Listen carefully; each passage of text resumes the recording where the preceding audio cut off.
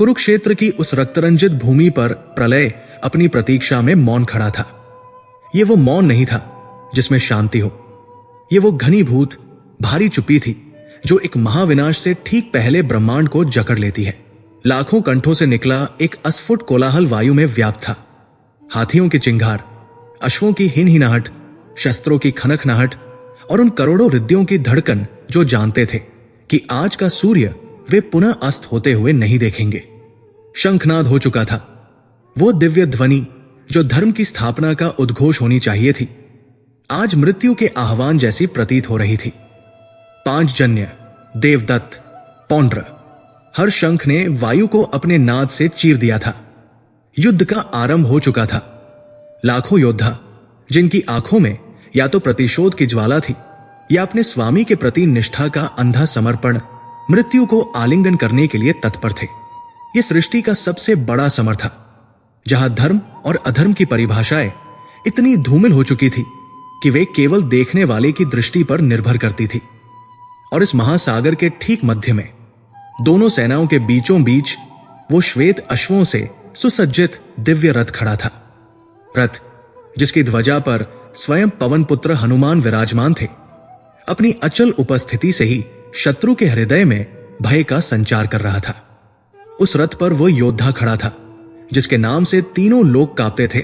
अर्जुन, सव्यसाची, धनंजय, पार्थ, वो जिसने शिव को परास्त किया था, वो जिसने निवातक वचों का सहार किया था, वह जिसके बाणों की गति ध्वनि से भी तीव्र थी। उसका गांडीव, वो दिव्य धनुष जो स्वयं ब्रह्मा की कृति था, अभी अभी तना था। उसकी प्रत्यंचा की टंकार ने एक क्षण के लिए कुरुक्षेत्र के कोलाहल को भी शांत कर दिया था। अर्जुन की उंगलियां प्रत्यंचा पर कसी हुई थी। उसकी दृष्टि अपने लक्ष्य पर केंद्रित थी। उसने ही तो अपने सारथी, अपने मित्र, अपने सखा कृष्ण से कहा था, सैन्यरूभ्योर मध्य रथ स्थापय मेच्युत। हे अच्युत, मेरे रथ को दोनों सेनाओं के मध्य में खड़ा कीजिए। वो देखना चाहता था, वो उन चेहरों को अपनी स्मृति में अंकित कर लेना चाहता था जिन्हें आज वो अपने बाणों से काल के गाल में भेजने वाला था। उसकी भुजाएं फड़क रही थी। रक्त में एक योद्धा का अदम्य उत्साह उबाल ले रहा था। कृष्ण ने अपने होठों पर वही चिरपरिचित रहस्यमयी मुस्कान लिए रथ को ठीक वही खड़ा कर दिया था जहां से दोनों ओर का दृश्य स्पष्ट था। अर्जुन ने अपनी दृष्टि घुमाई। पहले उसने अपनी सेना को देखा।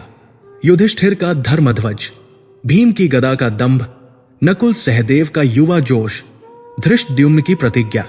वे संख्या में कम थे पर उनके पास सत्य का बल था। फिर अर्जुन ने अपनी आंखें शत्रु सेना की ओर फेरी और वहीं उसी क्षण सब कुछ बदल गया। जैसे किसी तीव्र गति से चलते रथ का पहिया अचानक कीचड़ में धंस जाए। अर्जुन की चेतना सहसा रुक गई। उसका उत्साह, उसका दंभ, उसका क्षत्रिय धर्म सब एक पल में वाष्पित हो गया। जो उसे शत्रु सेना दिख रही थी वो अब शत्रु नहीं रही। वो एक दर्पण बन गई जिसमें उसे अपना ही अतीत, अपना ही रक्त दिखाई दे रहा था। सबसे आगे श्वेत वस्त्रों में, श्वेत दाढ़ी और श्वेत ध्वजा के साथ वे खड़े थे गंगा पुत्र भीष्म, पितामह, वही भीष्म जिनकी गोद में बैठकर उसने बाल क्रीड़ाएं की थी, जिनके संरक्षण में वो बड़ा हुआ था। वही भीष्म जिन्होंने प्रतिज्ञा की थी कि वे पांडवों की रक्षा करेंगे, आज उसकी मृत्यु का संकल्प लिए खड़े थे। अर्जुन की दृष्टि उन झुर्रियों भरे चेहरे पर पड़ी, उन आंखों में जिनमें आज वात्सल्य के स्थान पर केवल एक राजधर्म की विवशता थी। अर्जुन का हाथ जो गांडीव को थामे था पहली बार कांपा। उसकी दृष्टि आगे बढ़ी। वहां वे खड़े थे गुरु द्रोणाचार्य, वो आचार्य जिन्होंने उसकी उंगली पकड़कर उसे धनुष थामना सिखाया था, जिन्होंने उसे वचन दिया था कि वो उसे विश्व का सर्वश्रेष्ठ धनुर्धर बनाएंगे। आज वही गुरु अपने प्रिय शिष्य के वध के लिए अपने दिव्य अस्त्रों को सिद्ध कर रहे थे।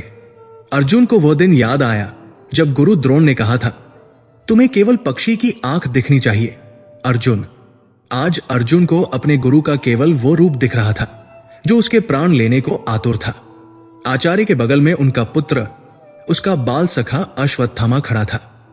वे दोनों एक साथ खेले थे, एक साथ शस्त्र विद्या सीखी थी। आज वे एक दूसरे के रक्त के प्यासे थे। कृपाचार्य, शल्य, भूरिश्रवा, हर चेहरा एक स्मृति था, हर स्मृति एक पीड़ा। और फिर उसने उन्हें देखा, अपने भाइयों को, दुर्योधन, दुःशासन, वे सो भाई, वही भाई जिनके साथ हस्तिनापुर के प्रांगण में उसका बचपन बीता था। माना कि वे दुष्ट थे, वे पापी थे, माना कि उन्होंने द्रौपदी का अपमान किया था, पर थे तो वे उसी रथ का हिस्सा, उसी कुल का अंश। ये युद्ध किसी शत्रु से नहीं था, ये युद्ध तो स्वयं से था। ये एक आत्मघात था। एक अकल्पनीय बर्फीली सहरन अर्जुन के मेरुदंड से होती हुई उसके मस्तिष्क तक पहुंच गई। उसका गला सूख गया, उसके माथे पर पसीने की बूंदें उभर आई, जो धूल और धुएं के बीच भी स्पष्ट थी। जिस हाथ ने अजय गांडीव को थाम रखा था, वो शिथिल पड़ गया। संसार का महानतम धनुष, जो देवों के लिए भी भय का प्रतीक था, उस महायोद्धा के हाथ से सरक गया। धड़ाम की एक भारी ध्वनि हुई, जो युद्ध के कोलाहल में खो गई, पर अर्जुन के लिए वो ध्वनि उसके अपने अस्तित्व के टूटने की ध्वनि थी। गांडीव रथ के तल पर पड़ा था, उपेक्षित, त्यागा हुआ। कृष्ण, एक कांपती हुई, हारी हुई ध्वनि उसके कंठ से निकली। उसकी आंखें, जो क्षण भर पहले प्रतिशोध की ज्वाला से धधक रही थी, अब आंसुओं से भर गई थी। जल की एक मोटी बूंद उसके गाल से लुढ़क कर उसकी दाढ़ी में समा गई। ये मैं क्या करने जा रहा हूं माधव? उसकी आवाज फट गई थी। मैं इन्हें कैसे मार सकता हूं? ये मेरे गुरु हैं, मेरे पितामह, मेरे भाई, मेरे संबंधी। इनके रक्त से सने हुए राज्य को लेकर मैं क्या करूंगा? मुझे विजय नहीं चाहिए कृष्ण, मुझे ये साम्राज्य नहीं चाहिए। मैं अपने ही कुल का नाश करके 3 लोकों का राज्य भी पाने की इच्छा नहीं रखता। वो रथ के पिछले हिस्से में घुटनों के बल गिर पड़ा। वो अब सव्यसाची नहीं था, वो केवल एक भयभीत, मोहग्रस्त मनुष्य था। मेरा शरीर कांप रहा है माधव, मेरा मुंह सूखा जा रहा है, मेरे रोंगटे खड़े हो गए हैं, मैं खड़ा भी नहीं हो पा रहा हूं। ये गांडीव मेरे हाथों से गिर गया है, मेरी त्वचा जल रही है, मेरा मस्तिष्क भ्रमित है। केशव, मुझे कोई दिशा नहीं सूझ रही। वो एक बच्चे की तरह विलाप कर रहा था, अपने तर्क दे रहा था। कुल का नाश करने से पाप लगता है कृष्ण, कुल की स्त्रियां दूषित हो जाती है, वर्ण संकर उत्पन्न होते हैं, पितरों को पिंडदान नहीं मिलता, हम नरकगामी होंगे माधव, हम सब। इससे तो अच्छा है कि ये धृतराष्ट्र के पुत्र शस्त्रों से लैस होकर मुझे निहत्थे को इसी रणभूमि में मार डाले। मैं शस्त्र नहीं उठाऊंगा कृष्ण, मैं युद्ध नहीं करूंगा। अर्जुन ने अपना सारा संताप, सारा भय, सारा मोह, सब कुछ अपने सखा के चरणों में उड़ेल दिया था। वो हाफ रहा था, सिसक रहा था। उसने अपनी अश्रुभरी दृष्टि ऊपर उठाई। वो मार्गदर्शन के लिए, सांत्वना के लिए कृष्ण की ओर देख रहा था। वो प्रतीक्षा कर रहा था कि कृष्ण उसे डांटेंगे, उसे समझाएंगे, उसे कायर कहेंगे, या शायद उसके दुख में सम्मिलित होकर कहेंगे, चलो पार्थ, इस युद्ध को त्याग देते हैं। वो किसी भी प्रतिक्रिया के लिए तैयार था, बस एक चीज के लिए नहीं। कृष्ण कुछ नहीं कहते, वे बस बैठे रहे, अश्वों की रास थामे। उनके चेहरे पर कोई भाव नहीं था, न क्रोध, न करुणा, न आश्चर्य। उनकी आंखों में कोई ज्ञान नहीं था, कोई उपदेश नहीं था। वे बस देख रहे थे। वे अर्जुन को नहीं देख रहे थे, वे भीष्म या द्रोण को भी नहीं देख रहे थे। ऐसा प्रतीत होता था मानो वे समय के पार देख रहे हों, मानो ये पूरा युद्ध, ये कुरुक्षेत्र, ये ब्रह्मांड उनके लिए केवल एक क्षण भंगुर लीला हो। उनकी आंखों में एक अथा थी, एक ऐसी शांति जो किसी भी मानवीय भावना से परे थी, जो इतनी गहरी थी कि वो भयावह प्रतीत होती थी। अर्जुन ने प्रतीक्षा की। 1 पल, 2 पल, 10 पल, युद्ध का कोलाहल वापस लौट रहा था। कहीं दूर से भीष्म के शंख की ध्वनि पुनः सुनाई दी। शत्रु सेना आगे बढ़ने के लिए अधीर हो रही थी। और कृष्ण, वे अब भी मौन थे। कृष्ण का ये अभूतपूर्व, अकल्पनीय, पाषाण तुल्य मौन अर्जुन के धैर्य पर अंतिम प्रहार था। अर्जुन का मोह अब टूटकर निराशा में बदल रहा था, और निराशा अब एक गहरे, ठंडे आतंक में। उसे लगा इन्हें कोई फर्क नहीं पड़ता। ये विचार एक विषैले सर्प की तरह उसके मन में रेंग गया। मैं यहां अपने अस्तित्व के सबसे बड़े संकट से जूझ रहा हूं और मेरा सखा, मेरा ईश्वर, वो बस मुस्कुरा रहा है, वो चुप है। अगर कृष्ण ने उसे डांटा होता तो शायद अर्जुन का क्षत्रिय अभिमान जाग जाता। अगर कृष्ण ने उसे सांत्वना दी होती तो शायद उसे रोने के लिए एक कंधा मिल जाता। पर इस मौन ने उसे अकेला कर दिया था। यह मौन उसे बता रहा था कि यह युद्ध उसका अपना है, यह पीड़ा उसकी अपनी है और उसका कोई सारथी नहीं है। कृष्ण की शांति अर्जुन को उपहास जैसी लगी। उनकी स्थिरता उसे उसकी अपनी कायरता का प्रमाण लगी। तो ये सब व्यर्थ है, उसने अपने मन में फुसफुसाया। ये धर्म युद्ध का ढोंग, ये सब व्यर्थ है। कोई ईश्वर नहीं है, कोई धर्म नहीं है, केवल ये पीड़ा है और ये मृत्यु है। कृष्ण का मौन अर्जुन के संकल्प को तोड़ नहीं पाया। उस मौन ने अर्जुन के संकल्प का अस्तित्व ही मिटा दिया। वो जिस धर्म की रक्षा के लिए खड़ा था, वो धर्म ही उसे अब एक छलावा लग रहा था। एक अंतिम हारी हुई सिसकी उसके कंठ से निकली। उसने एक बार फिर अपने उन संबंधियों को देखा जो अब उसकी प्रतीक्षा कर रहे थे।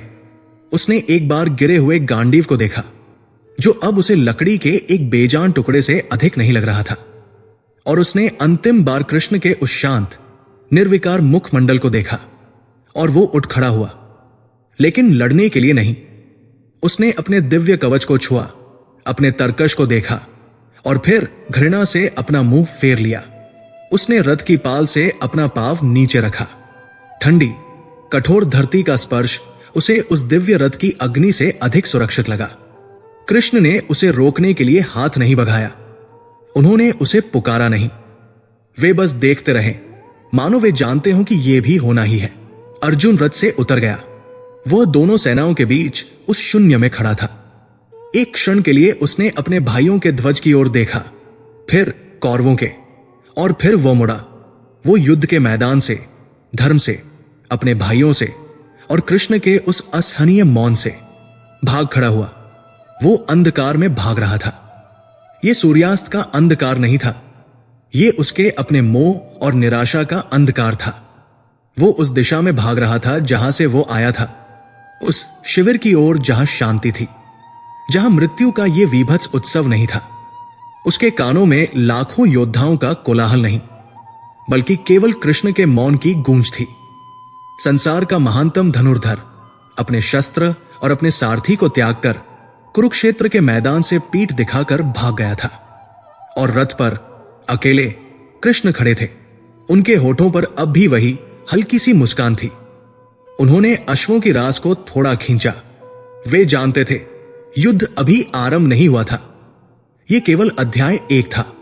कुरुक्षेत्र की भूमि पर वो एक क्षण जो अर्जुन के पलायन में व्यतीत हुआ था, अनंत काल तक खिंच गया। वो रथ अब भी वही खड़ा था, दोनों सेनाओं के मध्य, परंतु अब वो विजय का प्रतीक नहीं, उपहास का केंद्र था। वे श्वेत अश्व जो देवों की गति से चलते थे, अब शांत खड़े थे और उन पर रास थामे कृष्ण अब भी विराजमान थे। उस महायोद्धा के पदचिन्ह जो रथ से उतरकर अंधकार में विलीन हो गए थे, पांडव सेना के हृदय पर अंकित हो गए थे। एक अकल्पनीय मृत्यु तुल्य सन्नाटा छा गया। यह वो सन्नाटा था जो किसी साम्राज्य के पतन पर छाता है, जो किसी के इष्टदेव की मूर्ति के खंडित होने पर पसरता है। पांडव सेना के लाखों सैनिक जो क्षण भर पहले अपने सव्यसाची के पराक्रम पर आश्रित थे, अब किंकर्तव्य विमुख खड़े थे। उनका सबसे बड़ा योद्धा, उनका विश्वास, उनका अस्त्र भाग गया था।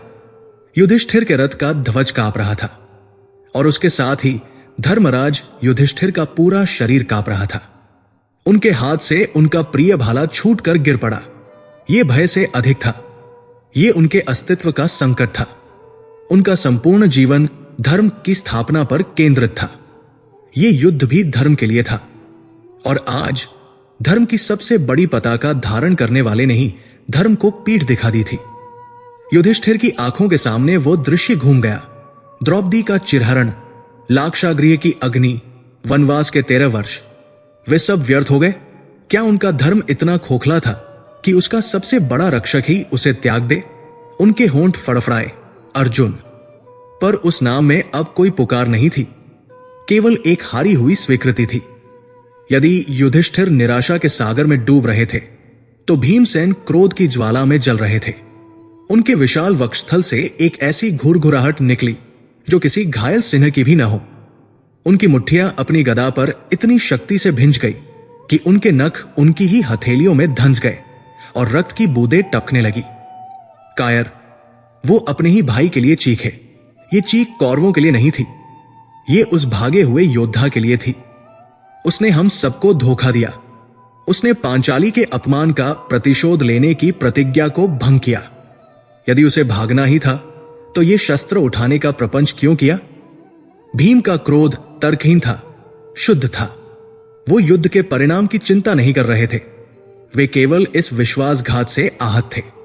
वे अपनी गदा को उठाकर रथ से कूदने को ही थे कि उनकी दृष्टि कृष्ण पर पड़ी।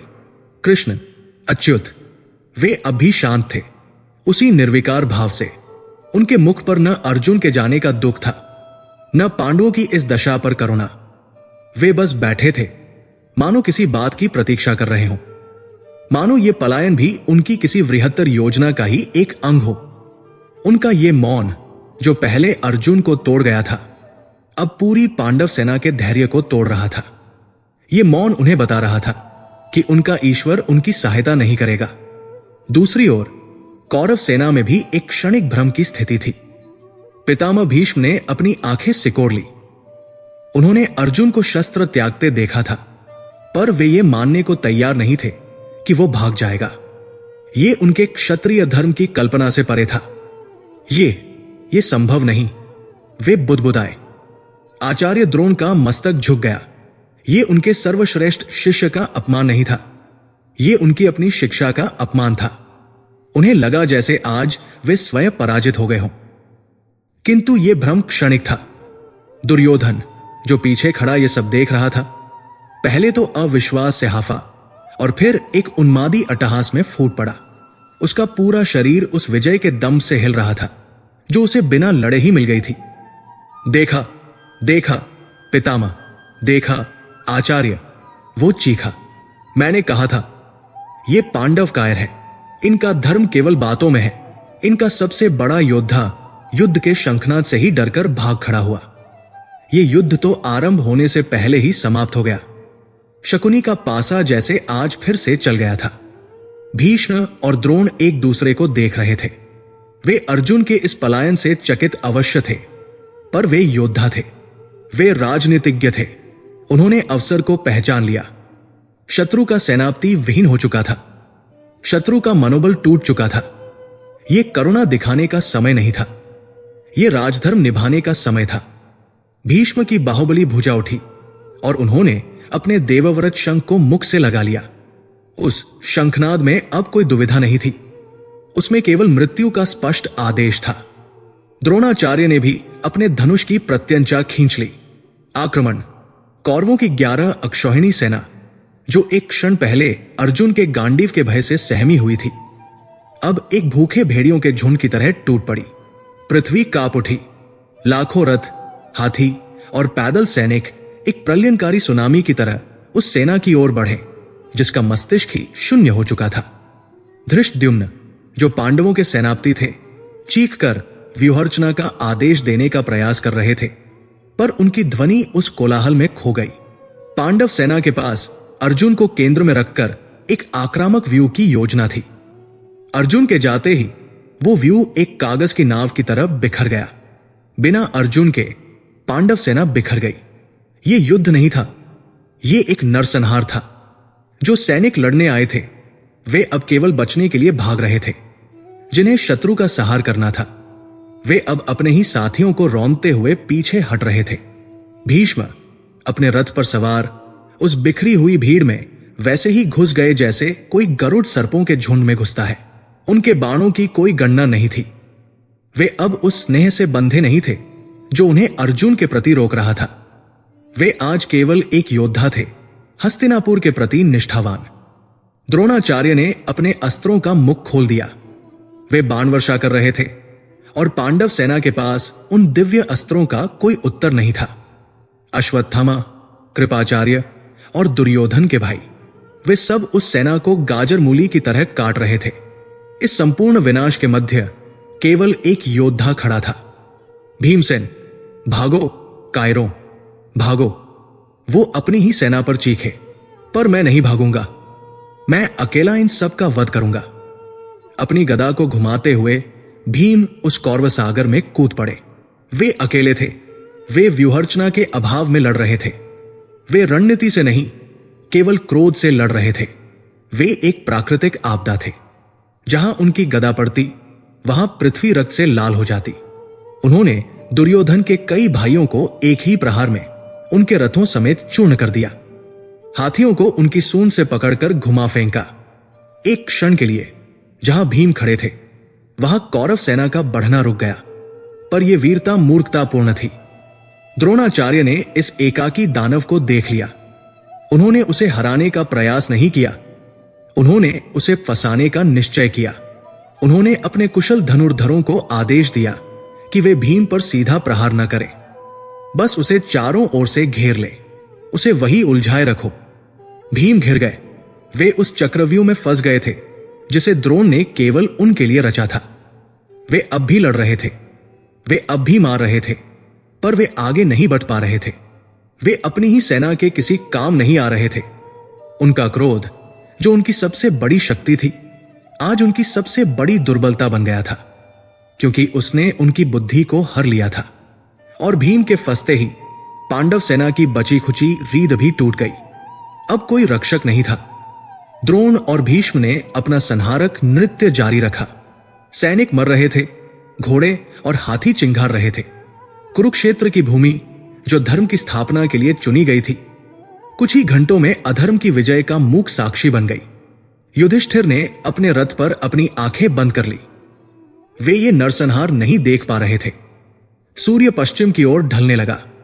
उसकी लालिमा आज अस्त होते सूर्य की नहीं, बल्कि उस रक्त की थी जो भूमि पर बह रहा था।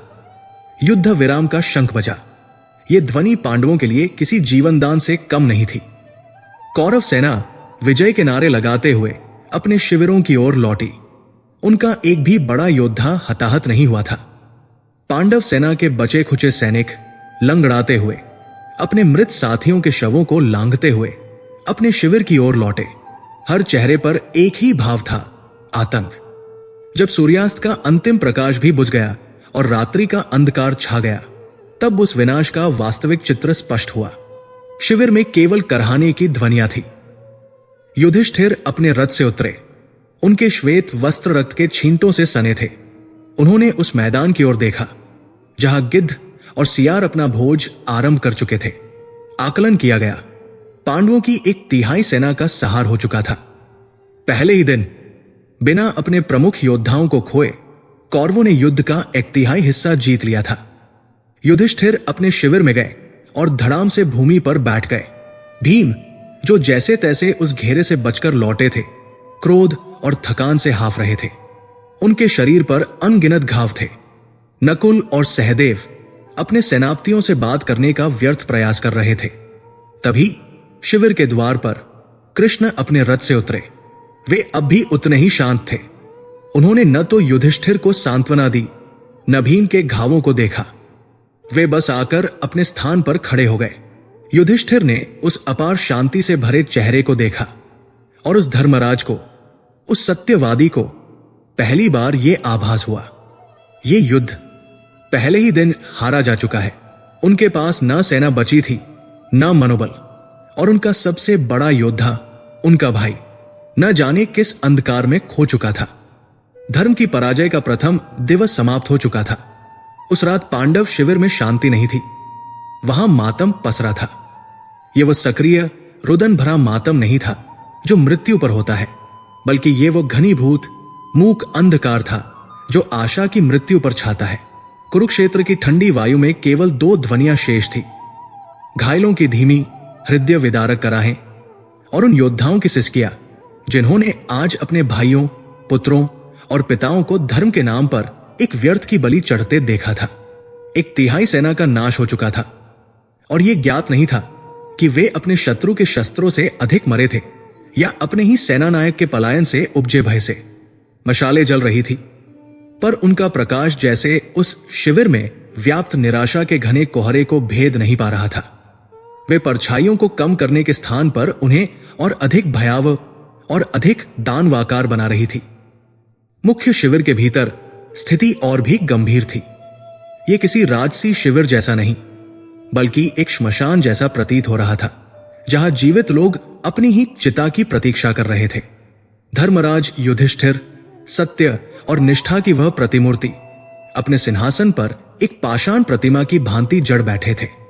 उनके सामने वे पत्र पड़े थे जिन पर मृत सैनिकों की गणना लिखी थी, पर उनकी दृष्टि उन अक्षरों को नहीं, उनके पार किसी शून्य को देख रही थी।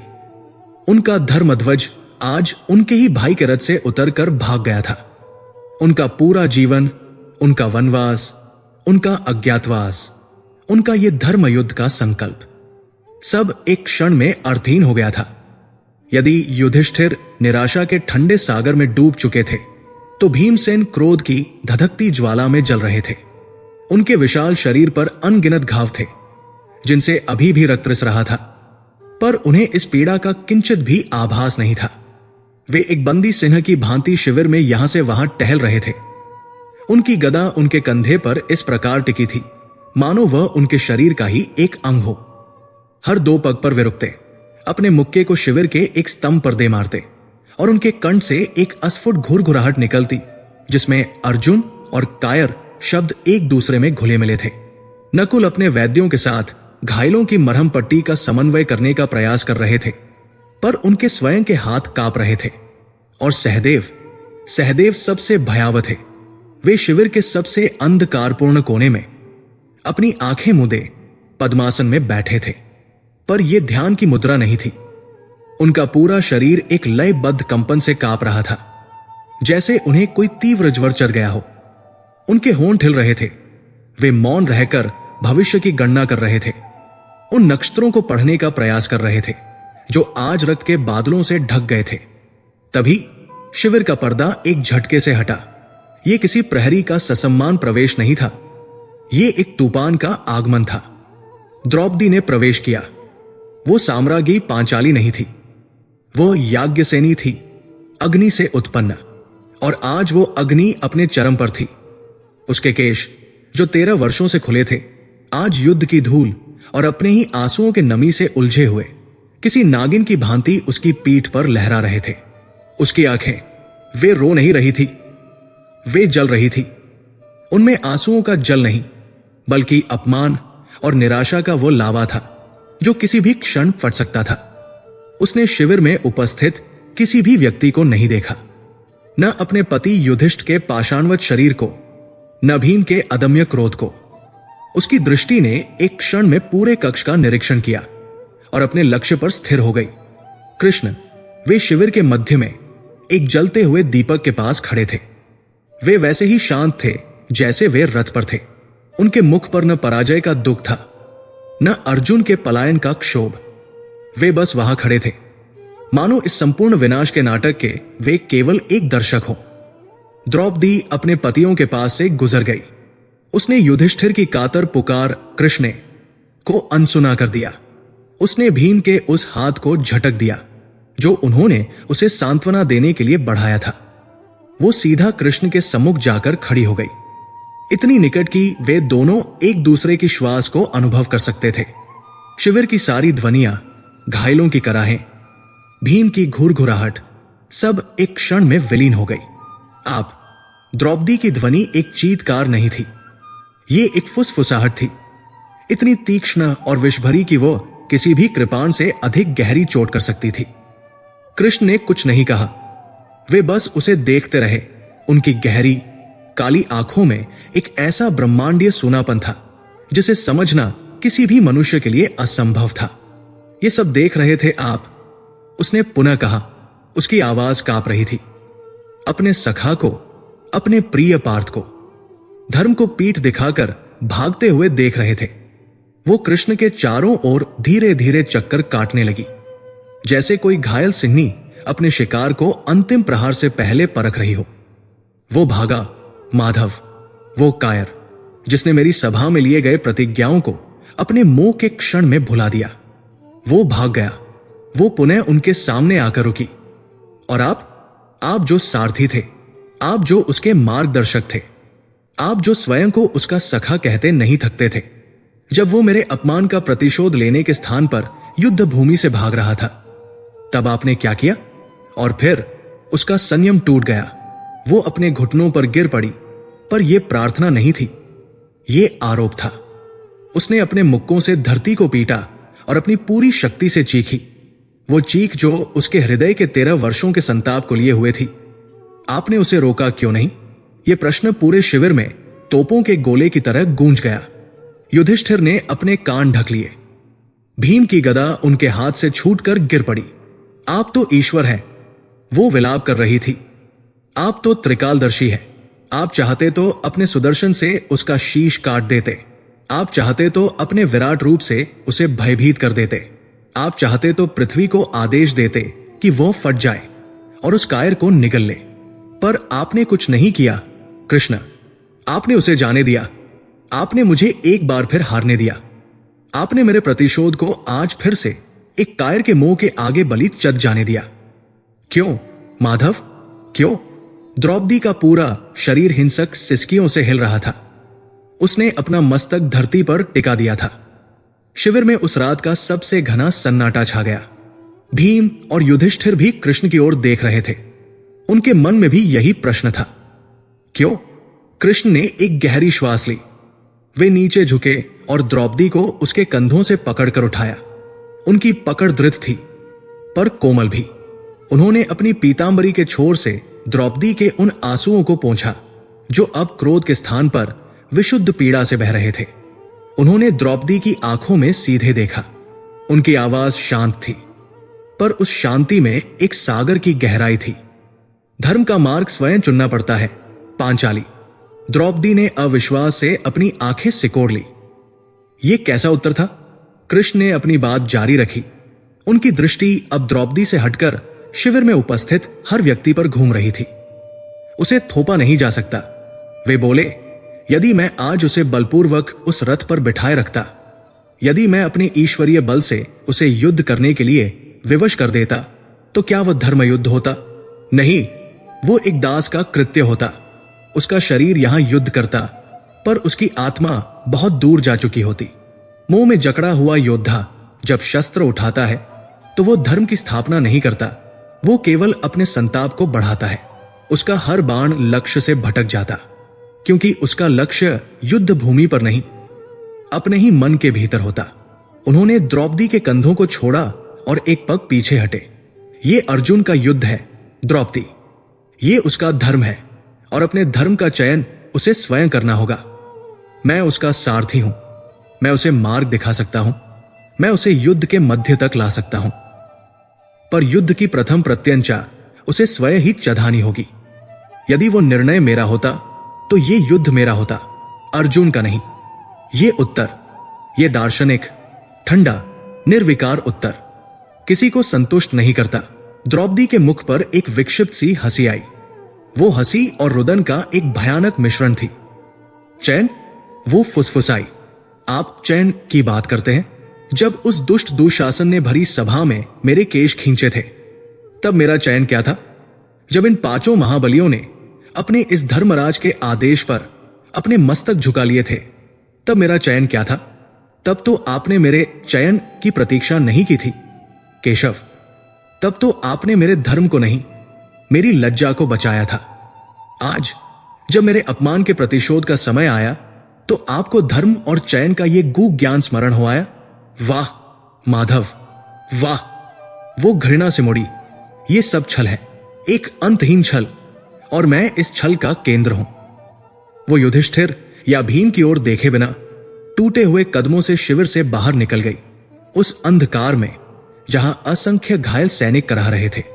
द्रौपदी के जाते ही वो बांध टूट गया जो अब तक पांडवों को जोड़े हुए था। भीमसेन ने अपनी गिरी हुई गदा को उठाया। उसकी गर्जना ने शिविर के स्तंभों को हिला दिया। बस वो युधिष्ठिर की ओर मुड़े। उनकी आंखों में अब केवल रक्त था। बहुत हुआ ये धर्म का प्रपंच। मैंने उसी दिन कहा था, ज्येष्ठ भ्राता, जब आपने इस द्यूत को स्वीकार किया था। मैंने कहा था कि यह धर्म हमें ले डूबेगा, और आज आपके लाडले अनुज अर्जुन ने हमें सदा के लिए डुबो दिया। उन्होंने कृष्ण की ओर एक ज्वलंत दृष्टि डाली, और आप अच्युत, आप चयन की बात करते हैं। सुन लीजिए, जो अपनी पत्नी के अपमान का प्रतिशोध युद्ध के शंखनाद पर भूल जाए, वो मेरा भाई नहीं हो सकता। जो अपने शस्त्रों को अपने संबंधियों के मोह में त्याग दे, वो क्षत्रिय नहीं हो सकता। भीम ने अपनी गदा को ऊपर उठाया, मानो वे कोई शपथ ले रहे हों। मैं वायुपुत्र भीमसेन आज इसी क्षण अर्जुन को कायर घोषित करता हूं। भीम, युधिष्ठिर की दबी हुई चीख निकली। चुप रहिए धर्मराज, भीम ने उन्हें रोक दिया। आपके धर्म ने हमें आज इस मृत्यु मुख में धकेला है। कल सूर्योदय के पश्चात मैं इस धर्म युद्ध के लिए नहीं लड़ूंगा। मैं किसी गठबंधन के लिए नहीं लड़ूंगा। मैं अपनी प्रतिज्ञा के लिए लड़ूंगा। मैं अकेला ही उस दुर्योधन की जंघा को तोड़ूंगा और उस दुशासन की छाती को चीरकर उसका रक्तपान करूंगा। जिसे मेरे साथ आना है वो मेरा अनुसरण करे, और जिसे अब भी उस कायर भगोड़े की प्रतीक्षा करनी है, वो कल पितामह भीष्म के बाणों से मृत्यु का आलिंगन करने के लिए सिद्ध रहे। ये एक घोषणा थी। ये पांडव सेना का विभाजन था। भ्राता, नहीं, नकुल ने उन्हें रोकने का प्रयास किया, पर भीम ने उन्हें एक झटके से दूर कर दिया और क्रोध में हाफते हुए शिविर से बाहर निकल गए, अपने स्वयं के युद्ध की तैयारी करने। युधिष्ठिर अपने सिंहासन से गिर पड़े। वे भूमि पर बैठकर किसी बच्चे की तरह रोने लगे। सब समाप्त हो गया, सब समाप्त हो गया। तभी उस कोने से एक घूटी हुई चीख आई। सहदेव! नकुल दौड़कर अपने जुड़वा भाई के पास पहुंचे। सहदेव की आंखें खुली थी, पर उनकी पुतलियां फैली हुई थी। वे उस शिविर को नहीं देख रहे थे, वे समय के पार देख रहे थे। सहदेव, क्या हुआ? तुमने क्या देखा? नकुल ने उसे झकझोरते हुए पूछा। सहदेव का कांपता हुआ हाथ उठा और उसने शून्य में कुछ पकड़ने का प्रयास किया। उसकी आवाज उसके गले में घुट रही थी। अंधकार।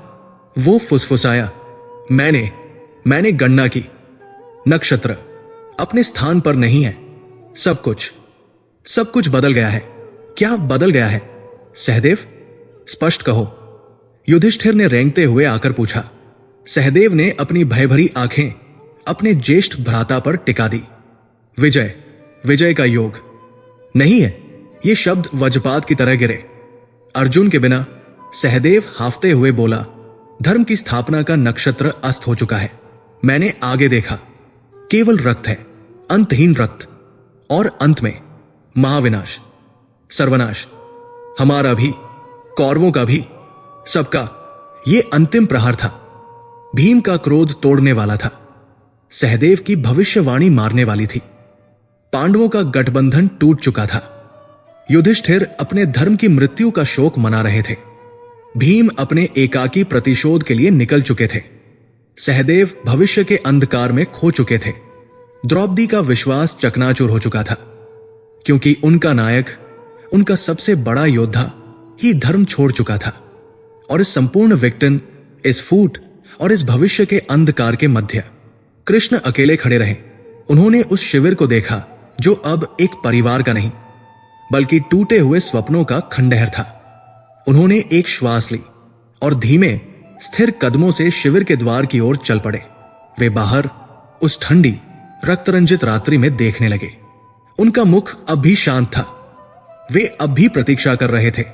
जहां पांडव शिविर में मृत्यु का सन्नाटा पसरा था, टूटे हुए विश्वासों और भविष्य के अंधकार का मातम था, वहीं कुछ ही योजन दूर सरस्वती नदी के दूसरे तट पर कौरव शिविर में एक दानवी उत्सव अपनी पराकाष्ठा पर था। यह वो उत्सव था जो किसी शत्रु को परास्त करने पर नहीं, बल्कि शत्रु के आत्मसमर्पण पर, उसके घुटने टेक देने पर मनाया जाता है। शिविर सहस्रों मशालों के प्रकाश से इस प्रकार जगमगा रहा था मानो कोई आसुरी दीपावली हो। मदिरा के कलश नदियों की भांति बह रहे थे।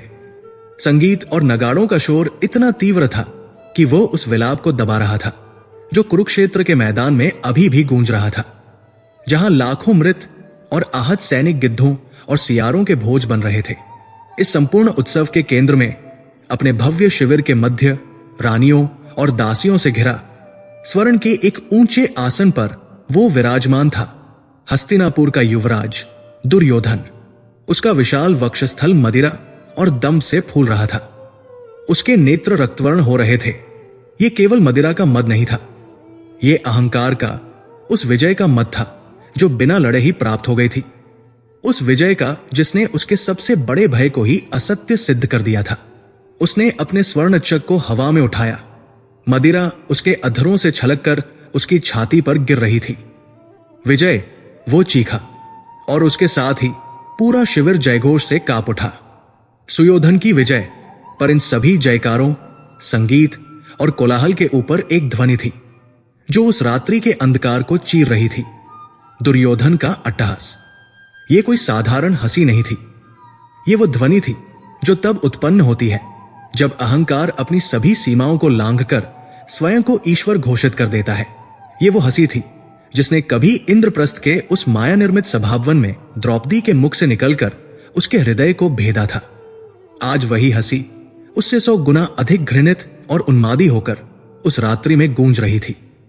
वो हंस रहा था पांडवों के धर्म पर, वो हंस रहा था उनके सत्य पर, और सबसे अधिक वो हंस रहा था उनके उस ईश्वर पर, उस कृष्ण पर जो अपने प्रिय सखा को युद्ध भूमि से भागते हुए भी नहीं रोक सका।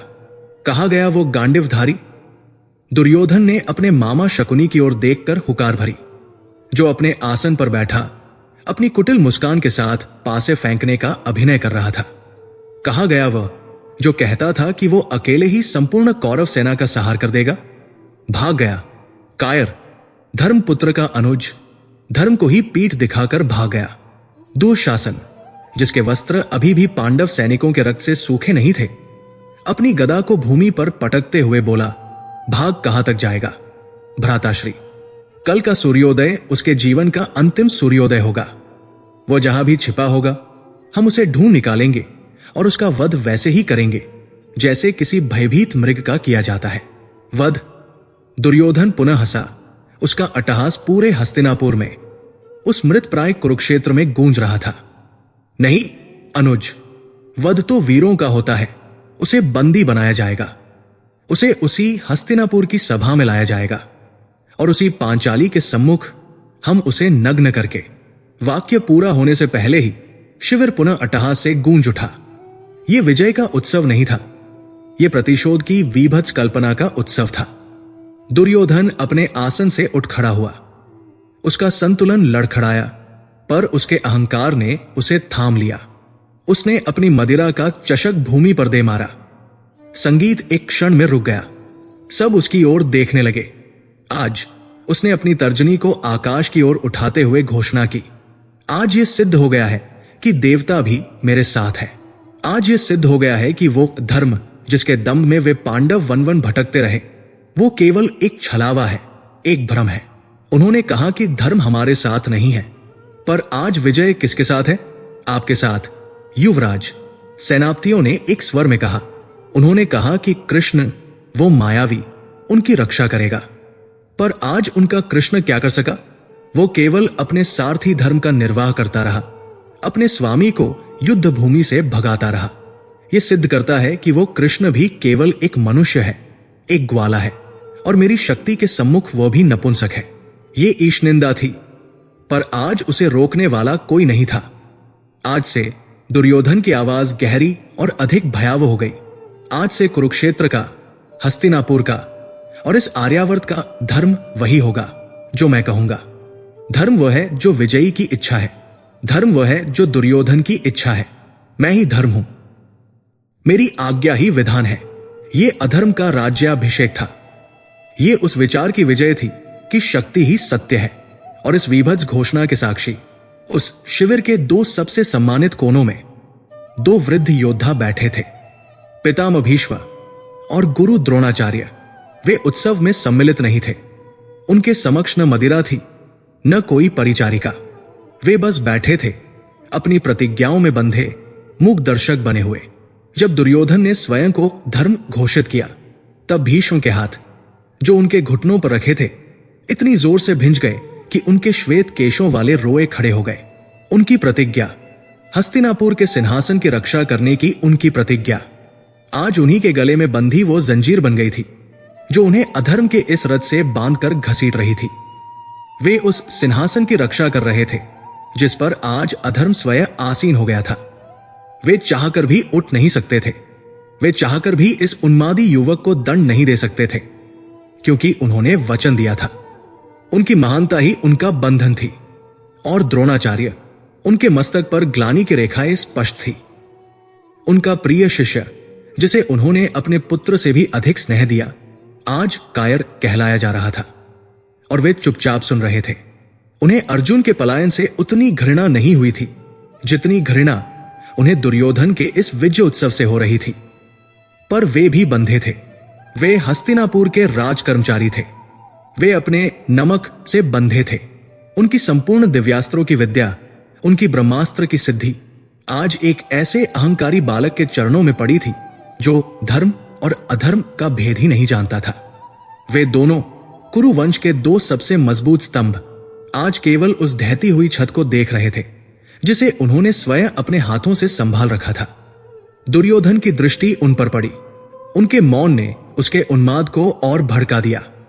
आप दोनों, वो उनकी ओर मुड़ा। उसकी आवाज में अब सम्मान का लेश मात्र भी नहीं था, केवल अधिकार था।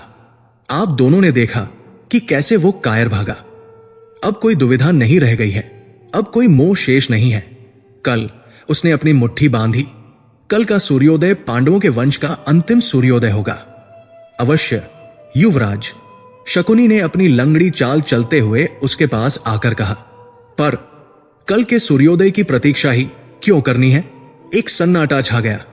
दुर्योधन ने अपने मामा की ओर देखा। उसकी आंखों में एक नई, अधिक हिंसक चमक उभरी। मामाश्री, आपका तात्पर्य? शकुनी ने अपनी कुटिल आंखों से भीष्म और द्रोण को देखा। युवराज, नियम कहते हैं कि सूर्यास्त के पश्चात युद्ध नहीं होता, पर नियम उनके लिए होते हैं जो धर्म का पालन करते हैं। जब उनका सबसे बड़ा योद्धा ही धर्म त्याग कर भाग गया, तो हम किस धर्म का पालन करें? वे घायल हैं, वे टूटे हुए हैं। उनका शिविर आज रात मातम में डूबा होगा। वे सो रहे होंगे। वे अपने धर्मराज के चरणों में बैठकर विलाप कर रहे होंगे। वे आक्रमण की अपेक्षा नहीं कर रहे होंगे। दुर्योधन की श्वासें तेज हो गई।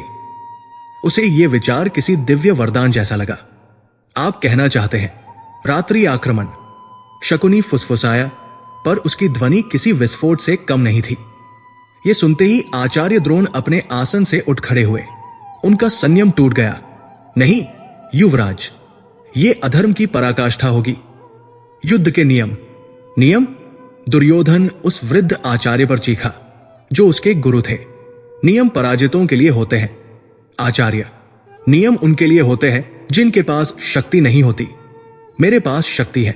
मेरे पास 11 अक्षौहिणी सेना है और उनके पास एक भगोड़ा सेनापति और विलाप करती हुई सेना है। मैं उन्हें कल सुबह पुनः संगठित होने का अवसर क्यों दूं? मैं उन्हें अपने घाव भरने का अवसर क्यों दूं? वो दुशासन की ओर मुड़ा। सेनापति, अपनी सेना को सिद्ध करो। उन सोए हुए कायरों को कुचलने का समय आ गया है। आज रात ही इस युद्ध का अंतिम अध्याय लिखा जाएगा। युवराज, रुकिए। भीष्म पहली बार बोले। उनकी आवाज में एक थका हुआ, पराजित अधिकार था। ये क्षत्रिय धर्म नहीं है। सोए हुओं पर, निहत्थों पर, घायलों पर प्रहार करना। तो आप मत कीजिए पितामह। दुर्योधन ने उन्हें बीच में ही काट दिया। उसका दंभ अब उस बिंदु पर पहुंच गया था जहां वह किसी का भी अपमान कर सकता था। आप और आचार्य द्रोण अपने अपने शिविरों में बैठकर धर्म ग्रंथों का पाठ कीजिए, पर मुझे मेरी विजय से मत रोकिए। मुझे इस युद्ध को आज ही समाप्त करने से मत रोकिए। यह मेरा आदेश है। भीष्म और द्रोण स्तब्ध रह गए। वे केवल देखते रहे। वे कुछ नहीं कर सकते थे। उनकी प्रतिज्ञाएं, उनके वचन, उनके सिद्धांत सब व्यर्थ हो चुके थे। दुर्योधन का आदेश मिलते ही कौरव शिविर में एक नया उन्माद छा गया। उत्सव का संगीत बंद हो गया और उसके स्थान पर शस्त्रों की खनखनाहट, हाथियों के चिंगाड़ और युद्ध घोषों ने ले ली। मदिरा के मद में चूर सैनिक विजय के मद में अंधे होकर अपने अपने रथों और अश्वों की ओर भागे। मशालों को जलाया गया। अधर्म अब केवल एक विचार नहीं था, वो कुरुक्षेत्र के मैदान पर मशालों की पीली रोशनी में नग्न नृत्य कर रहा था। वो हंस रहा था। वो युद्ध के उन सारे नियमों को तोड़ रहा था जो मानवता को पशुता से अलग करते थे। दुर्योधन विजय के मद में चूर होकर, अधर्म की उस लहर पर सवार होकर पांडव शिविर के उस घने अंधकार की ओर बढ़ चला, जहां टूटे हुए भाई, एक निराश स्त्री और एक मौन ईश्वर अपनी निश्चित मृत्यु की प्रतीक्षा कर रहे थे। कुरुक्षेत्र के उस रक्तरंजित मैदान से बहुत दूर एक घना अपरिचित वन अंधकार में डूबा हुआ था। यहां न हाथियों की चिंगार थी, न शस्त्रों की खनखनाहट। यहां केवल रात्रिचरों की दबी हुई ध्वनियां और पत्तों की सरसराहट थी। इसी वन के एक विशाल वटवृक्ष के नीचे शिला पर वो व्यक्ति बैठा था जो कुछ पहर पहले तक सृष्टि का महानतम धनुर्धर था। अर्जुन। वो यहां शांति के लिए आया था। वो अपने स्वजनों की मृत्यु के दृश्य से, उस पापबोध से भागकर आया था, पर उसे शांति नहीं मिली थी। उसे जो मिला था वो शांति से कहीं अधिक भयावह था। एक गहन, रिक्त, बहरा कर देने वाला शून्य। ये वो शांति नहीं थी जो तपस्या से मिलती है। ये वो शांति थी जो मृत्यु के पश्चात आत्मा के भटक जाने पर मिलती है। उसके कान, जो उस महाकोलाहल के अभ्यस्त थे, अब इस नीरवता से आहत हो रहे थे। हर सरसराहट उसे किसी घायल सैनिक की अंतिम सिसकी लगती थी। हर उल्लू की ध्वनि उसे कृष्ण के उस मौन की याद दिलाती थी जो किसी भी कोलाहल से अधिक चुभने वाला था। उसने अपने दिव्य वस्त्रों को देखा जो अब धूल और ओस से मैले हो चुके थे। उसने अपने हाथों को देखा, वही हाथ जिन्होंने शिव को संतुष्ट किया था, वही हाथ जिन्होंने निवातक वचों का सहार किया था। आज वे कीचड़ से सने थे, कांप रहे थे। वो रथ से उतरा था, अपने धर्म से उतरा था, अपने अस्तित्व से उतर गया था। वो यहां एक योद्धा की भांति नहीं, एक भगोड़े अपराधी की भांति छिपा बैठा था। मैंने उन्हें बचा लिया, उसने स्वयं से सहस्रवीं बार कहा। मैंने पितामह को नहीं मारा, मैंने गुरुदेव को नहीं मारा, मैंने अपने भाइयों का रक्त नहीं बहाया, मैंने पाप नहीं किया। पर यह तर्क जो उसे युद्ध भूमि में इतना सबल लगा था, अब इस वन के एकांत में खोखला और घृणित प्रतीत हो रहा था। यह पाप न करने का संतोष नहीं था, यह कर्तव्य न करने की ग्लानि थी। तभी दूर से उसे कुछ ध्वनियां सुनाई दी। ये वन के जीवों की नहीं थी, ये घोड़ों के टापों की ध्वनि थी और किसी के आहत विलाप की। अर्जुन चौंक कर खड़ा हो गया। उसका पहला आवेग था कि वो और गहरे वन में छिप जाए। वो कायर बन चुका था और वो ये जानता था। कुछ ही क्षणों में लड़खड़ाते हुए घोड़ों पर कुछ सैनिक उस वृक्ष के पास से गुजरे। वे पांडव सेना के ध्वजवाहक थे, या जो कुछ भी उस ध्वज का शेष बचा था। उनके कवच टूटे हुए थे, शरीर रक्त से लथपथ थे। एक सैनिक, जो संभवतः कोई उपसेनापति था, अपने घोड़े से गिर पड़ा। अर्जुन उस अंधकार में भी उस सैनिक को पहचान गया। वो विराट की सेना का एक वीर था जिसने उत्तर गौशाला में अर्जुन के पराक्रम को देखा था। उस सैनिक ने भी अपनी धुंधलाती दृष्टि से उस जटाधारी धूलसने व्यक्ति को देखा। एक क्षण के लिए उसकी आंखों में अविश्वास और फिर घृणा उभरी। आप? सैनिक के मुंह से रक्त के साथ शब्द निकले। आप यहां जीवित है?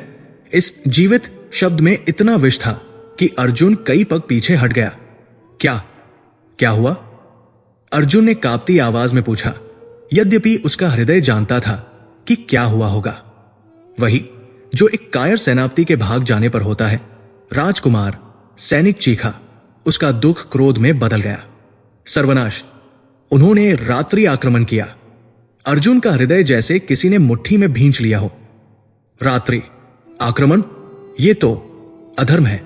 अधर्म? सैनिक विक्षिप्त की तरह हंसा। आप हमें अधर्म का पाठ पढ़ाएंगे? आप जिन्होंने अपने लाखों सैनिकों को, अपने भाइयों को उस अधर्म के सम्मुख मरने के लिए छोड़ दिया? जब धर्म का रक्षक ही भाग खड़ा हो तो अधर्म का नग्न नृत्य तो होगा ही। अर्जुन पाषाणवत खड़ा था। आप जानना चाहते हैं क्या हुआ? सैनिक ने अपने घाव को दबाते हुए कहा, आपकी प्रतीक्षा में सेना संगठित नहीं थी। हम उस रात्रि आक्रमण के लिए तैयार नहीं थे।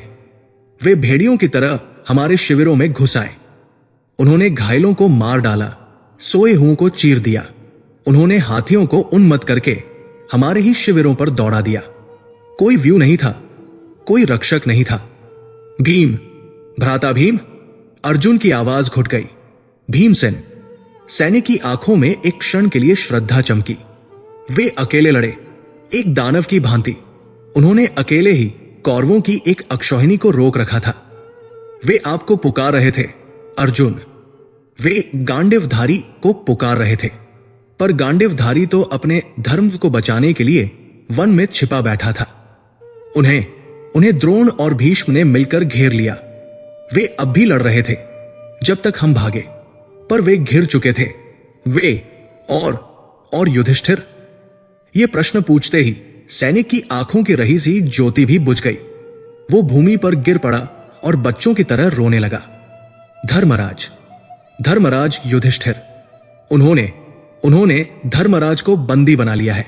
यह वाक्य नहीं था, यह ब्रह्मांड का पतन था। अर्जुन के पैरों के नीचे से धरती खिसक गई। वो उस शिला पर वापस गिर पड़ा। युधिष्ठिर बंदी? धर्म अधर्म का बंदी? नहीं, हां, राजकुमार। सैनिक ने घृणा से थूकते हुए कहा।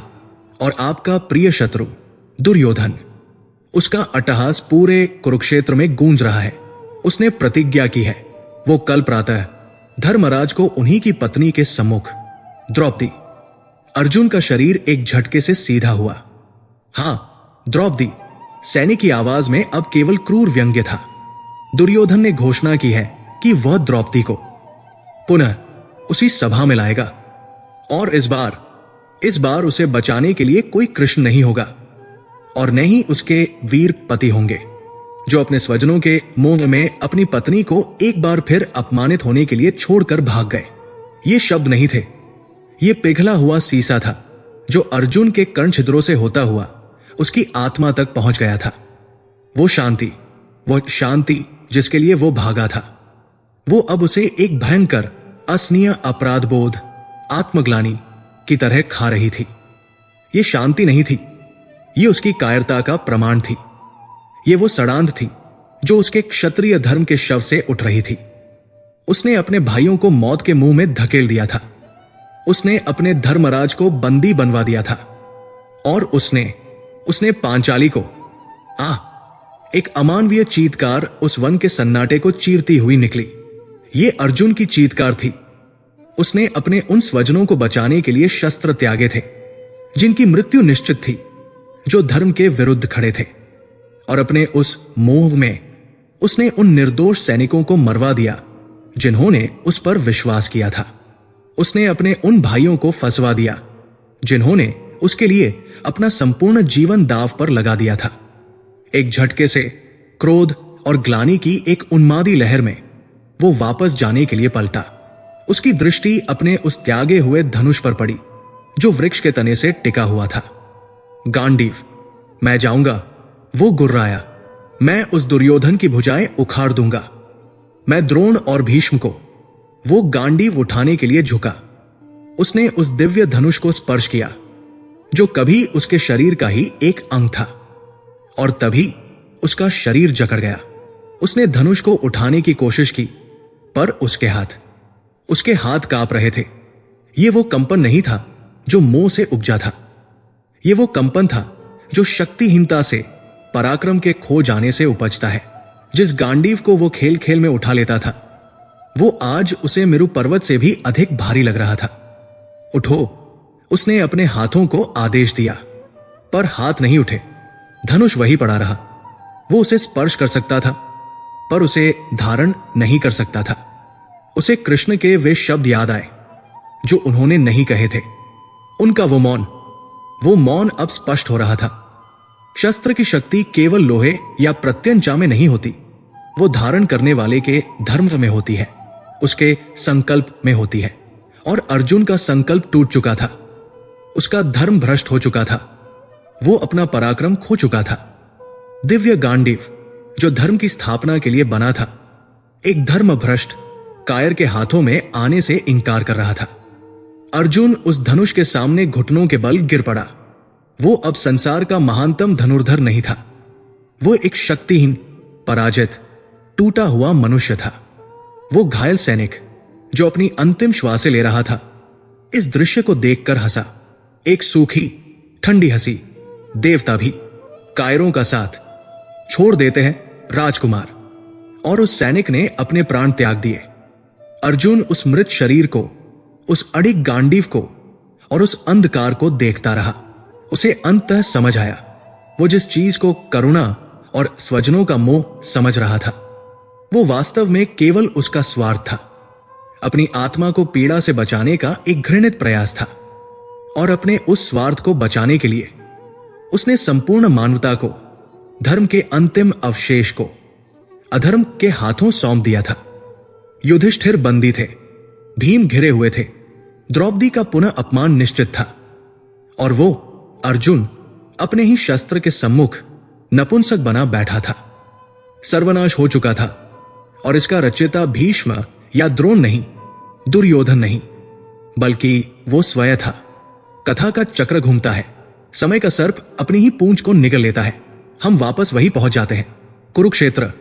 वही शंखनाद का रुका हुआ शोर, वही लाखों योद्धा अपनी अपनी मृत्यु की प्रतीक्षा में स्थिर, वही श्वेत अश्वों वाला दिव्य रथ दो सेनाओं के मध्य, और उस रथ पर सृष्टि का महानतम धनुर्धर अर्जुन कांप रहा है। वही दृश्य है, वही क्षण। उसके हाथ से गांडीव सरक कर गिर चुका है, उसकी आंखों से वही अश्रुधारा बह रही है, उसके कंठ से वही हताश शब्द निकल रहे हैं, मैं युद्ध नहीं करूंगा कृष्ण। मेरा शरीर जल रहा है, मेरा मस्तिष्क भ्रमित है। अपने स्वजनों को मारकर मुझे 3 लोकों का राज्य भी नहीं चाहिए। वो अपने सखा, अपने सारथी, अपने ईश्वर की ओर देखता है, मार्गदर्शन के लिए, सांत्वना के लिए, या शायद अनुमति के लिए। और कृष्ण मौन है।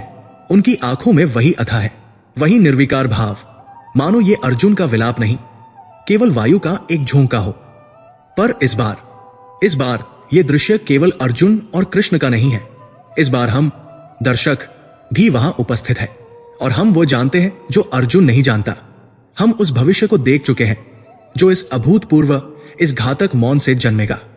हम जानते हैं कि यदि ये मौन नहीं टूटा तो क्या होगा। हमारी आंखों के सामने वो भविष्य घूम जाता है जिसे हमने अभी अभी जिया है। अध्याय 2 से 5 तक का वह भयावह सत्य। हम जानते हैं कि इस मौन के अगले ही पल अर्जुन रथ से उतरकर अंधकार में भाग जाएगा। हम जानते हैं कि पांडव सेना अपने नायक के बिना कैसे एक निर्जीव देह की भांति बिखर जाएगी। हमने प्रथम दिवस का वो सर्वनाश देखा है जब भीष्म और द्रोण उस सेना को गाजर मूली की भांति काट डालेंगे, 1/3 सेना का सहार। पहले ही दिन हम उस शिविर के मातम को देख चुके हैं। हमने द्रौपदी की वो हताश, क्रोध भरी चीख सुनी है, आपने उसे रोका क्यों नहीं। हमने कृष्ण का वो ठंडा दार्शनिक उत्तर सुना है जो किसी के घावों को भर नहीं सका। हमने उस गठबंधन को टूटते देखा है। हमने भीम को कायर घोषित करते सुना है। हमने सहदेव को भविष्य की गणना करके कांपते और विजय का योग नहीं है कहते हुए सुना है। हम उस दूसरे शिविर का वीभत्स उत्सव भी देख चुके हैं। हमने दुर्योधन का वो आसुरी अट्टहास सुना है जो मैं ही धर्म हूं की घोषणा कर रहा था। हमने मदिरा के मद में चूर उस अधर्मी को युद्ध के सारे नियम तोड़ते देखा है। हमने उस रात्रि आक्रमण की योजना को बनते देखा है, घायलों, सोए हुओं और निहत्थों को कुचल डालने की वो पाश्विक योजना। और सबसे भयावह, हम उस वन का अंधकार देख चुके हैं।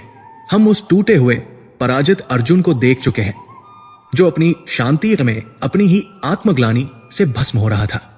हमने उसे अपने दिव्य गांडीव को उठाने में असमर्थ पाया। हमने उसके पराक्रम को मरते देखा है। हमने वो अंतिम प्रलयंकारी समाचार सुना है, युधिष्ठिर बंदी बना लिए गए हैं और द्रौपदी को पुनः सभा में लाने की प्रतिज्ञा की जा चुकी है।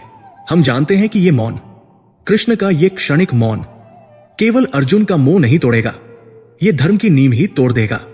ये एक युग का पतन निश्चित कर देगा। और अब हम वापस उसी रथ पर हैं। अर्जुन 1 पल 2 पल प्रतीक्षा करता है। कृष्ण का मौन उसे पाषाण की तरह भेद रहा है। उसकी अंतिम आशा भी मर जाती है। वो घृणा से मुड़ता है। ये संसार व्यर्थ है, ये धर्म एक छलावा है। वो अपने स्वजनों को नहीं मारेगा, वो इस पाप का भागी नहीं बनेगा। वो रथ से उतरने के लिए अपना पहला कदम उठाता है। वो अपना घुटना मोड़ता है। वो रथ की पाल पर अपना पांव रखता है, उस रक्तरंजित भूमि को स्पर्श करने के लिए जहां से वो अंधकार में विलीन हो जाएगा। ये वही क्षण है, ये वही पग है, वो भविष्य वो सर्वनाश अब घटित होने ही वाला है। सहदेव की भविष्यवाणी सत्य होने वाली है। दुर्योधन का अट्टहास विजयी होने वाला है। तभी एक स्पर्श, एक दृढ़, स्थिर, अकल्पनीय रूप से शांत हाथ अर्जुन के कंधे पर पड़ता है। यह कोई साधारण स्पर्श नहीं था। यह वो हाथ था जिसने गोवर्धन को उठाया था। यह वो हाथ था जिसने पूतना का अंत किया था। इस स्पर्श में न सांत्वना थी, न क्रोध। इसमें केवल उपस्थिति थी। एक ऐसा भार था जो अर्जुन को, जो काल को, जो उस भयावह भविष्य को वही रोक देता था। अर्जुन जम जाता है, उसका पांव हवा में ही रुक जाता है, और फिर वो मौन, वो ब्रह्मांडीय प्रलयंकारी मौन टूटता है। एक ध्वनि जो सहस्रों शंखनादों से अधिक गहरी थी, कुरुक्षेत्र के उस मैदान में गूंजती है। कृष्ण का कंठस्वर, पार्थ। बस एक शब्द। अर्जुन धीरे धीरे मुड़ता है। उसकी अश्रुभरी आंखों को विश्वास नहीं होता। वो कृष्ण की ओर देखता है, और कृष्ण वही नहीं थे। उनके मुख पर अब वो निर्विकार शांति नहीं थी, वो लीला भाव नहीं था। उनकी आंखों में पहली बार अर्जुन ने वो गंभीरता देखी जो किसी मित्र की नहीं, किसी सारथी की नहीं, बल्कि स्वयं काल की थी। उन आंखों में कोई मुस्कान नहीं थी। उन आंखों में वो ज्ञान था जिसने अभी अभी उस संपूर्ण प्रलय को घटित होते हुए देखा था, जिसे हम दर्शक देख चुके थे। कृष्ण का वो मौन कोई उदासीनता नहीं थी, वो उनका अंतिम दाव था। वे देख रहे थे कि क्या अर्जुन स्वयं अपने मुंह से उठ पाता है या नहीं। वे देख रहे थे कि क्या धर्म को बचाने के लिए उन्हें हस्तक्षेप करना होगा या नहीं। और जैसे ही अर्जुन ने वो पहला पग उठाया, कृष्ण ने वो भविष्य देख लिया। उन्होंने वो सब देखा। उन्होंने उस एक पल में वो सब जी लिया। वो प्रथम दिवस का सहार, वो शिविर की फूट, भीम का एकाकी क्रोध, युधिष्ठिर का बंदी होना, और द्रौपदी का वो अंतिम अपमान। उन्होंने अर्जुन को उस वन में शक्तिहीन, पराक्रमहीन, अपने ही गांडीव के सम्मुख रोते हुए देखा। उन्होंने देखा कि अर्जुन का मोह केवल एक योद्धा का मोह नहीं था, वो इस युग के धर्म का वह कमजोर बिंदु था जहां से अधर्म प्रवेश करके सर्वनाश कर सकता था। कृष्ण को ज्ञात हो गया था कि यदि आज अर्जुन भाग गया तो वो केवल युद्ध से नहीं भागेगा, वो अपने पराक्रम से, अपने स्वधर्म से भाग जाएगा। और जब वो वापस लौटना चाहेगा तब भी वो लौट नहीं पाएगा, क्योंकि तब तक गांडीव उसे त्याग चुका होगा। उनका वो स्पर्श अर्जुन के कंधे पर केवल अर्जुन को रोकने के लिए नहीं था, वो उस भयंकर भविष्य को, उस सर्वनाश को रोकने के लिए था जिसे केवल कृष्ण देख पा रहे थे। कृष्ण ने अर्जुन की आंखों में सीधे देखा। वह ज्ञान जो अब शुरू होता है, वो गीता जो अब उनके मुख से प्रवाहित होगी, वो केवल अर्जुन के मोह को तोड़ने के लिए नहीं थी। वो ज्ञान दुर्योधन के उस रात्रि आक्रमण को रोकने के लिए था। वो ज्ञान सहदेव की उस भयावह भविष्यवाणी को असत्य सिद्ध करने के लिए था। वो ज्ञान युधिष्ठिर को बंदी बनने से बचाने के लिए था। वो ज्ञान द्रौपदी के उस अंतिम अपमान को रोकने के लिए था। वो ज्ञान अर्जुन को उस आत्मग्लानि भरे वन में नपुंसक होने से बचाने के लिए था। वो ज्ञान युद्ध के लिए नहीं, बल्कि धर्म की स्थापना के लिए अंतिम और एकमात्र उपाय था। जब सृष्टि का सबसे बड़ा योद्धा शस्त्र त्याग दे, तब केवल ज्ञान ही वो शस्त्र बन सकता है जो प्रलय को रोक जाए। कृष्ण ने अपनी श्वास ली, और वो ज्ञान आरंभ हुआ जिसने इतिहास को बदल दिया। उस इतिहास को जो यदि कुछ क्षण और मौन रह जाता तो सदा के लिए अंधकार में डूब गया होता।